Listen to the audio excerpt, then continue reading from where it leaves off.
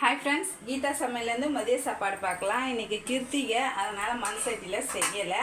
ஆனால் இன்றைக்கி நான்வெஜ்ஜு செய்யலை. அதுக்கு ஈக்குவலாக ஒரு குழம்பு வச்சுருக்கேன். சுட சுட சாதம், சூப்பராக உருண்டை குழம்பு வச்சுருக்கேன். எங்கள் வீட்டில் எல்லாருக்குமே ரொம்ப பிடிக்கும். செம்ம டேஸ்ட்டாக இருக்கும். ஒரு உருண்டை கூட உடையில பாருங்கள், சூப்பராக இருக்கும். இது கொஞ்சமாக ஊற்றி சாப்பிட்டா கூட செம்ம டேஸ்ட்டாக இருக்கும். டிஃபனுக்கும் ஊற்றிக்கலாம், சாப்பாட்டுக்கும் சாப்பிட்டுக்கலாம். அது போல் தான் நான் வச்சுருக்கேன்.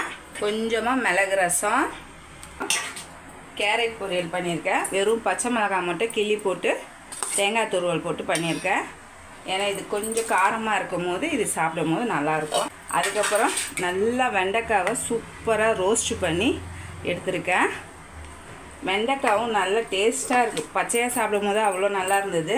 கொஞ்சமாக உருளைக்கிழங்கு சிப்ஸ் எடுத்து வச்சுருக்கேன். நாளைக்கு என்ன மதிய சமையல்னு பார்க்கலாம்.